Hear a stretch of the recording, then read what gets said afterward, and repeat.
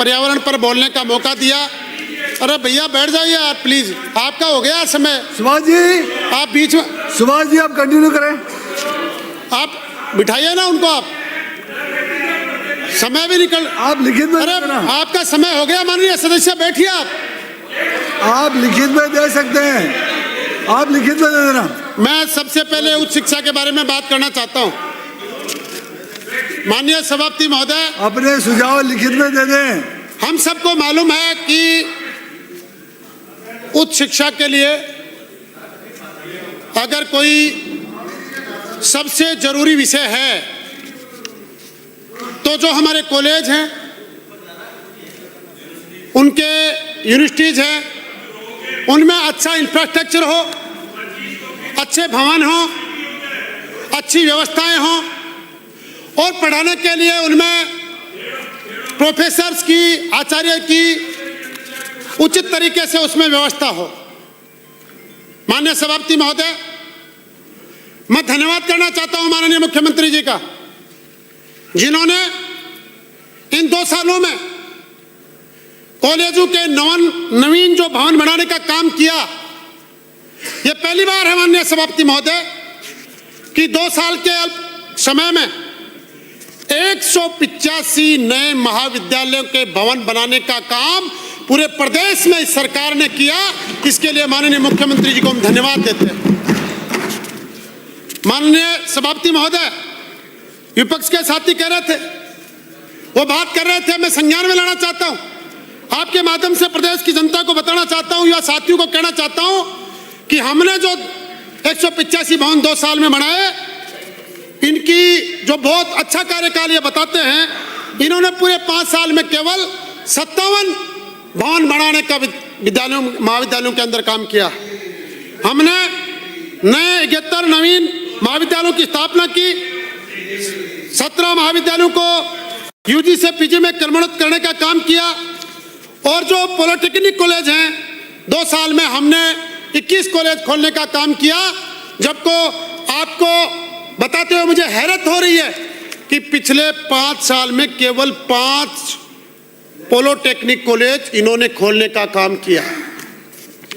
यही कारण है माननीय सभापति महोदय, जब 21 फरवरी को यहां पर जो बहस होने जा रही थी 2 साल के और 5 साल के पे कार्यकाल पे, विपक्ष इसीलिए भागकर चला गया क्यों कहने के लिए उनके पास कोई शब्द नहीं थे, और जो काम हमने इन 2 सालों में ऐतिहासिक किए शायद इनके पास इनका कोई जवाब नहीं था। संस्कृत महाविद्यालयों के क्रमोन्नत की बात हो, हमने 2 साल में 17 महाविद्यालयों को आचार्य स्तर पर क्रमोन्नत किया। 5 साल में इन्होंने केवल 3 महाविद्यालयों को क्रमोन्नत करने का काम किया।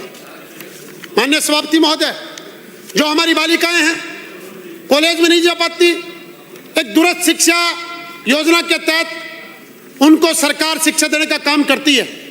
मैं आपको बताना चाहता हूं कि हमारी सरकार ने 2 साल में 36,140 बालिकाओं को शिक्षा देने का काम किया, जबकि इनकी सरकार ने 5 साल में 16,563 बालिकाओं को केवल शिक्षा देने का काम किया। इससे आप अंदाजा लगा सकते हैं कि हमारी सरकार युवाओं को आगे बढ़ाने के लिए कृत संकल्प है। और यही नहीं, कॉलेजों के अंदर उच्च शिक्षा विभाग द्वारा अनुसंधान के लिए प्रेरित करने के लिए हमारी जो छात्राएं हैं उनके लिए प्राइम योजना, जो premiere research internship for merit and excellence योजना प्रारंभ की है। इसके तहत 4 से 8 सप्ताह की एक इंटर्नशिप होती है, जो IIT, IIM और सेंट्रल यूनिवर्सिटीज के अंदर उनकी जो इंटर्नशिप होंगे, उसके लिए हमने 8,000 से 16,000 तक का स्टाइपेंड और भत्ता, यात्रा भत्ता देने का काम हम लोग कर रहे हैं। मैं कौशल प्रशिक्षण की बात करना चाहूँगा। माननीय सभापति महोदय, हमने 2 साल में 3,41,000 युवाओं को कौशल प्रशिक्षण देने का काम किया, और इनकी सरकार ने 5 साल में 2,35,000 का काम कौशल देने का काम किया, जिसके कारण आज हमारे प्रदेश के नौजवान स्टार्टअप्स की तरफ आकर्षित हो रहे हैं। और मैं बताना चाहूँगा कि जो स्टार्टअप का जो रोजगार था, जिससे सर्जित रोजगार होता था, वो 22,000 से बढ़कर इन 2 सालों में 44,000 हो गया है। ये मुझे कहते हुए बड़ी प्रसन्नता है। मैं माननीय सभापति महोदय आपके माध्यम से सदन को अवगत कराना चाहता हूं कि प्रदेश में आई स्टार्टअप कार्यक्रम के अंतर्गत 7500 से ज्यादा स्टार्टअप आज एक बड़ा इकोसिस्टम प्रदेश के अंदर बन चुका है। और ये केवल एक आंकड़ा नहीं है, ये 7500 युवाओं के सपनों की कहानी है।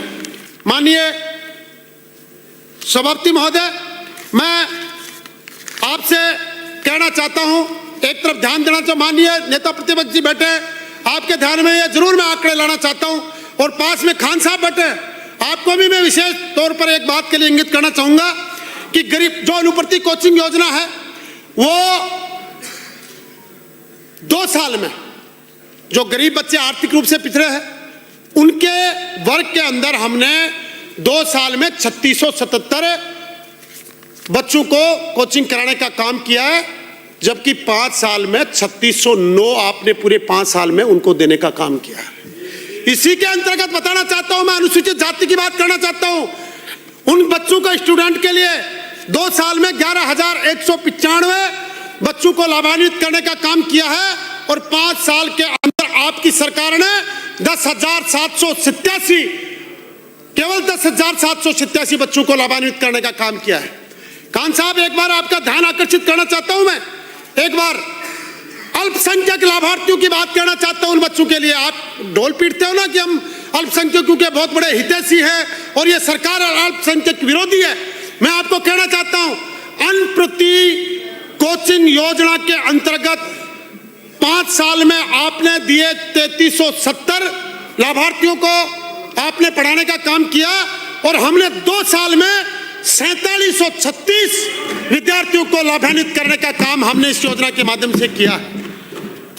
आप सिर्फ लोग बात कर सकते हैं, हमने 2 साल में 233 करोड़ रुपए खर्च किए। मैं माननीय नेता प्रतिपक्ष यहाँ पे बैठे, मैं तमाम सदन के साथियों से कहना चाहता हूँ, आप जानते ही होंगे दशरथ मांझी का नाम आपने सभी ने सुना होगा और उसकी कहानी आपने जरूर सुनी होगी। माननीय सभापति महोदय, दशरथ मांझी जब पहाड़ को काटने के लिए छेनी हथौड़ा लेके बैठे, पूरे गांव उसको उड़ाता रहा, पूरे गांव उसके मजाक बनाता रहा कि भाई ये एक व्यक्ति क्या इस पहाड़ को काटेगा, कहां से इसमें रास्ता बढ़ाएगा। लेकिन उन्होंने अपने कर्म से, अपने मजबूत इरादों से उस पहाड़ को काटने का काम किया, और आज पूरी दुनिया दशरथ मांझी को माउंटेन मैन के नाम से जानती है। मुझे इस सदन में बताते हुए खुशी है कि माननीय भजनलाल जी शर्मा को दुनिया याद करेगी, द फाउंडर मैन ऑफ विकसित राजस्थान के नाम से याद करेगी। जो व्यक्ति लगातार काम कर रहे हैं, विपक्ष के साथी मजाक उड़ाते हैं, हंसी उड़ाते हैं, हमें सोचना चाहिए। जब परसों जो घटनाक्रम हुआ, एक वरिष्ठ सदस्य ने यहाँ पे कहा, बार बार एक नाम लेते हैं, एक विशेष नाम से कहते हैं कि ये उसके मुख्यमंत्री, एक नाम शब्द को नाम लेते हैं, मैं यहाँ पे कोट नहीं करना चाहूंगा। अरे भाई, किस मुंह से आप बात कर रहे हो? माननीय जूली साहब, हम भी चाहते थे कि आप यहाँ पे जवाब देते, आप विषय रखते, आप अच्छे सुझाव देते हैं, मानते हैं। उन सुझावों को हमारी सरकार समय समय पे ग्रहण भी करती है और हम उसका समाधान भी करते हैं। हमें खुशी होती है अगर किसी विषय पर हमारा ध्यान दिलाते हैं। लेकिन उन माननीय सदस्य ने केवल राजनीति करने के लिए सिर्फ मुख्यमंत्री को टारगेट करना चाहिए। अरे किस मुंह से बात कर रहे हो? आप ही के जो पूर्व मुख्यमंत्री अभी सदन में बैठे थे, उन्होंने प्रेस कॉन्फ्रेंस में खुला कहा कि ये तो एक्सीडेंटली प्रेसिडेंट बने हुए हैं, और वो व्यक्ति आज हमारे मुख्यमंत्री जी के बारे में ऐसी बातें कर रही है। ये आपको शोभा नहीं देती। ये सदन एक 8 करोड़ की जनता के लिए हम लोग योजनाएं बनाने का काम करते, उनके भले की, उनके विकास की बात करने का काम करते। अगर हमको राजनीति करनी है तो बाहर हम हमारी पार्टी की सभाओं में राजनीति करें, राजनीतिक मंचों पे राजनीति की बात करें, लेकिन यहाँ पर बात होनी चाहिए तो प्रदेश की 8 करोड़ जनता की भलाई की बात होनी चाहिए। मैं ये आपसे निवेदन करना चाहता हूँ माननीय सभापति महोदय, मैं आपको कहना चाहूंगा कि वन एवं पर्यावरण की मैं छोटी सी बात करता हूँ। हमारी सरकार जन सरोकार के कार्य भी करती है। डिपार्टमेंट ने, संजय कुमार, माननीय 1 मिनट में मेरी बात खत्म करूंगा कि हमने 20 करोड़ पौधे लगाने का काम किया। हमारे सदस्य भाई साथी भी है रविंद्र भाटी जी ने और अन्य सदस्यों ने जो बात कही खेजड़ी को बचाने के लिए, हमारी सरकार उसके प्रति संवेदनशील रही और हमने उसके लिए कानून बनाने की घोषणा करने का काम हमारी सरकार ने किया है। मैं अंत में मैं माननीय मेरे विधानसभा की 2 बातें जरूर आपसे कहना चाहूंगा कि एक तो हमारे खंडेला में नगर वाटिका की स्थापना हो और पनियारवास की 8 किलोमीटर सड़क तथा चामुंडा माता की सड़क का जो डाइवर्जन वन विभाग के लिए दिया गया है उसकी हमें वो आप अनुमति दिलाने की कृपा करें।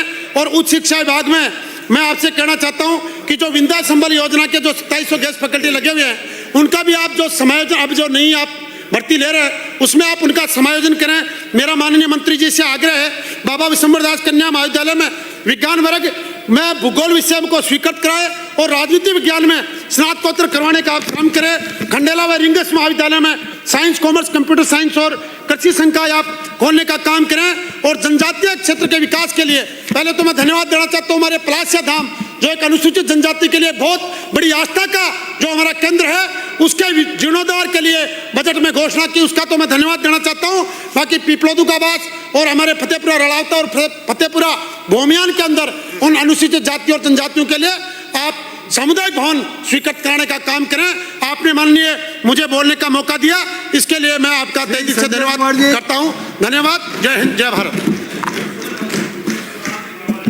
बहुत बहुत धन्यवाद सभापति महोदय जी। आपने मुझे मांग संख्या 30 जनजाति क्षेत्रीय